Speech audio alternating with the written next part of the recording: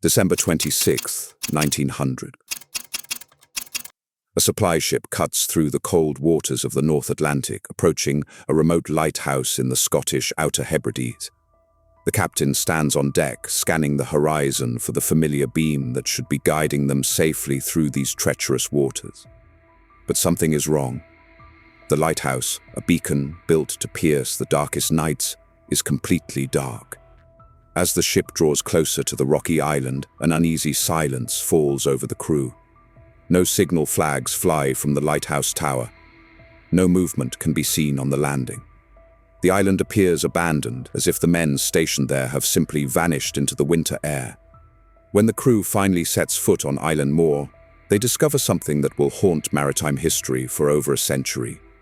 3 men, gone, without a trace, and no explanation that makes any sense. The Flannan Isles are a cluster of uninhabited islands lying 20 miles west of the Isle of Lewis in Scotland. Remote doesn't begin to describe them. These windswept rocks sit exposed to the full fury of the Atlantic Ocean, where storms can appear without warning and the sea shows no mercy to the careless or unlucky. For centuries, these islands were avoided by sailors, their jagged cliffs and hidden reefs claiming countless vessels that strayed too close.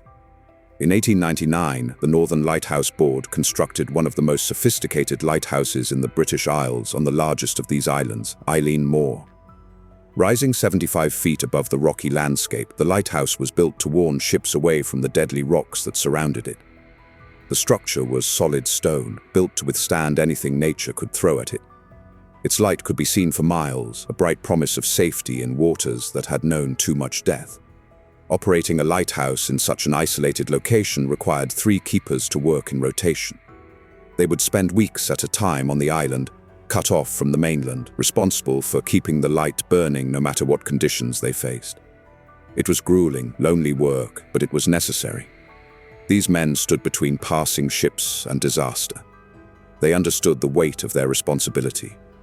They were professionals chosen for their reliability and their ability to handle isolation. What happened to them in December 1900 remains one of the most baffling mysteries the sea has ever kept. James Ducat was 43 years old and serving as the principal keeper when he arrived at Flannan Isles for what would be his final tour of duty. With years of lighthouse experience behind him, Ducat had built a reputation for professionalism and meticulous attention to detail. He was a family man, married with 4 children waiting for him on the mainland. His colleagues knew him as steady, unflappable, the kind of man you wanted in charge when storms rolled in and the island became a small world unto itself. The second assistant keeper was 28-year-old Thomas Marshall. He had worked with Ducat before and had earned his trust through reliable, competent work. Marshall was engaged to be married with a wedding planned for the spring of 1901. He wrote regularly to his fiancée from his various lighthouse postings, describing the isolation but also the satisfaction of doing work that mattered. Like Ducat, he understood the dangers but had never shown any sign of fear or hesitation. The third keeper should have been William McArthur, but he was on shore leave when the December rotation began. In his place, the board sent Donald McArthur, no relation despite the similar name. At 40 years old, Donald was an experienced occasional keeper who had filled in at various lighthouses along the Scottish coast. He knew the routine, knew the risks, and knew how to work as part of a small team in difficult conditions. He'd said goodbye to his wife and family on the mainland, promising to return in a few weeks' time. It was a promise he would never keep. These 3 men understood what lighthouse keeping demanded. They knew about the storms that could batter the island for days. They knew about the crushing loneliness of isolation. They knew that the sea was dangerous and unpredictable. They kept meticulous records of everything: daily weather observations, maintenance tasks, fuel consumption, every detail of their routine logged with precision because the Northern Lighthouse Board demanded nothing less. In early December, as winter settled over the North Atlantic, they settled into their work. The weather turned brutal, with storms hammering the island with terrifying force. But the lighthouse stood firm, and its beam continued to cut through the darkness night after night. And then, on December 15th, something happened. Or perhaps nothing happened at all. That's what makes this case so haunting. The relief vessel SS Hesperus was scheduled to bring fresh supplies and rotate the keepers on December 20th, but winter weather had other plans. Severe storms kept the ship trapped in port for 6 long days. Captain James Harvey paced the deck, anxious to reach the lighthouse, knowing the men there would be running low on supplies and wondering why their relief hadn't arrived. Finally, on December 26th, the weather broke enough for the Hesperus to make the crossing. As the ship approached Island Moor that morning, Captain Harvey felt the first stirrings of unease. The lighthouse was dark. There were no signal flags flying from the tower, which was standard protocol when a supply ship approached. The island looked deserted. Harvey sounded the ship's horn. The blast echoed off the cliffs and died away into silence. No response came. He fired a flare into the grey sky. Still nothing. The island remained utterly silent, giving no sign that anyone lived there at all. Harvey sent one of his crew ashore to investigate. Joseph Moore, who had served as an occasional keeper on Flannan Isles in the past, climbed into the small boat and made for the landing. He knew this island. He knew what he should find. Men waiting at the landing to help secure the boat, eager for news from the mainland and fresh supplies. Instead, he found an abandoned landscape. The entrance gate was closed but not locked. Moore climbed the steep stone path toward the lighthouse, his boots echoing on the rocks, his voice calling out into the wind. No one answered. The main door was closed. Moore pushed it open and stepped inside, and immediately he knew something was terribly wrong. The kitchen clock had stopped. The fireplace was cold, its ashes long dead. On the kitchen table sat 3 chairs, and 2 of them were overturned. A meal had been prepared but never eaten, the food sitting cold and abandoned on the plates. Moore checked the coat hooks by the door and found that 2 sets of oilskins and boots were missing. But the 3rd set, which should have been gone if that keeper was outside, was still hanging on its hook. In the sleeping quarters, the beds were made and empty. Nothing appeared disturbed or damaged. Everything was in its place, as if the keepers had simply stepped out for a moment and would return any second. Moore found the lighthouse logbook lying on the table. His hands trembled slightly as he opened it. The last entry was dated December 15th, 11 days earlier. It was a routine weather observation, noting wind conditions and sea state. Nothing unusual. Nothing that suggested anything was wrong. Moore searched every room, every storage space, every corner of the lighthouse, where a man might hide or where a body might lie. James Ducat, Thomas Marshall, Donald McArthur. All 3 men were gone, and they would never be seen again. The Northern Lighthouse Board dispatched investigators immediately. What they found only deepened the mystery. Inside the lighthouse, everything was secured and in perfect order. The lamps had been cleaned and trimmed, ready for lighting. The fuel containers were full. All the routine maintenance tasks had been completed exactly as required. These men had clearly been doing their jobs right up until the moment they disappeared.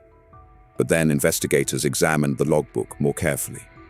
While the final entry on December 15th was routine and unremarkable, the entries from the previous days told a disturbing story. December 12th's entry noted severe winds and described the storm as worse than anything the keeper had seen before. December 13th reported that the storm was still raging and included a strange personal note that Ducat was irritable and MacArthur had been crying. December 14th had no entry at all, which violated protocol.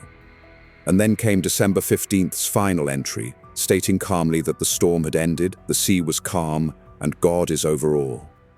Here's the problem that troubled investigators then and continues to puzzle researchers today. Weather records from nearby stations showed no severe storm during those dates in December. The weather had been rough, certainly, but nothing extraordinary. Nothing that would justify descriptions like "never seen such a storm" or that would make experienced keepers emotionally distressed. And yet something had clearly disturbed these men in the days before they vanished. Something had driven the normally professional Ducat to irritability and reduced MacArthur to tears. Outside the lighthouse, investigators found evidence that might explain what happened, but which only created new questions. The west landing, which sat 100 feet above sea level, showed signs of severe damage. A heavy storage box had been torn from its concrete moorings and thrown aside. Ropes and equipment lay scattered across the rocks. An iron railing was bent out of shape, twisted by some enormous force. Turf had been ripped from the cliff top and deposited far from where it belonged. The damage suggested that a massive wave, perhaps a rogue wave of extraordinary size, had struck the island with catastrophic force. This could explain how the keepers died. Perhaps Ducat and McArthur had gone to the West Landing to check on equipment they'd noticed was damaged. While they were there, a freak wave struck, sweeping both men into the sea before they could react.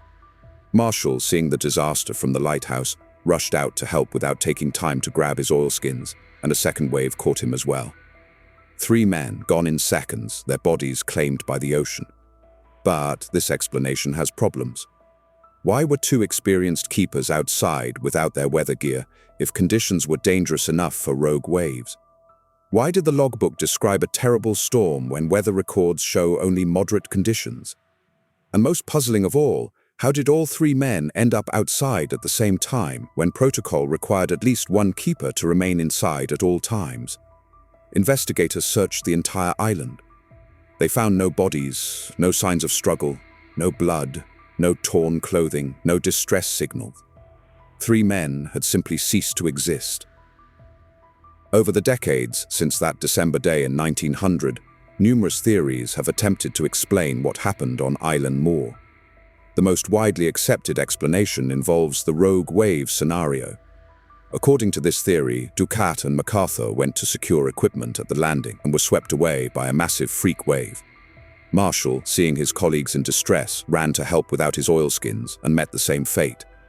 This theory has the advantage of explaining the physical evidence, the damaged landing, the missing men, even the overturned chairs if Marshall had jumped up suddenly in alarm.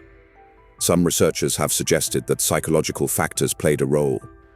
The isolation of lighthouse keeping could take a terrible toll on mental health, and the strange logbook entries about irritability and crying might indicate that one of the keepers was experiencing a breakdown. Perhaps there was a violent confrontation. Perhaps one keeper harmed the others and then took his own life by jumping into the sea. But this theory requires us to believe that stable, experienced professionals would suddenly snap, leaving no evidence of violence behind. The more speculative theories range from the intriguing to the absurd. Some point to local legends about the Flannan Isles being haunted, suggesting that supernatural forces claimed the keepers. Others have proposed espionage plots, abduction by foreign agents, or even encounters with unknown creatures from the deep ocean. A few have suggested that the men simply abandoned their post for reasons unknown, though this fails to explain why they left no trace and were never seen again anywhere in the world. The official conclusion was that the 3 men were swept away by an enormous wave while attempting to secure equipment during bad weather. It's a rational explanation supported by the physical evidence of the damaged landing.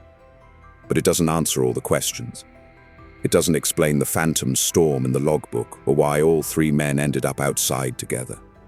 The sea took these men and kept them, and more than a century later, we're still left wondering exactly what happened in those final moments on Island Moor.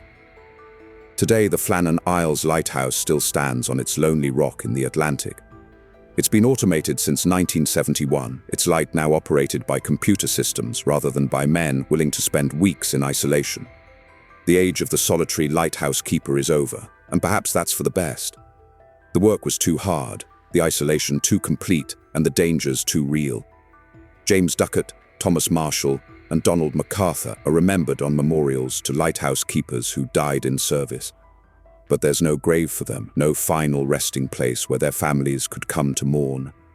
The sea that surrounded them in life claimed them in death and kept them forever in its cold embrace. What really happened on December the 15th, 1900? We'll probably never know with absolute certainty. The ocean is the keeper of secrets, and this is one it has held tightly for more than 100 years. 3 ordinary men doing their duty disappeared into thin air, leaving behind only questions and the eternal mystery of what the sea knows but will never tell.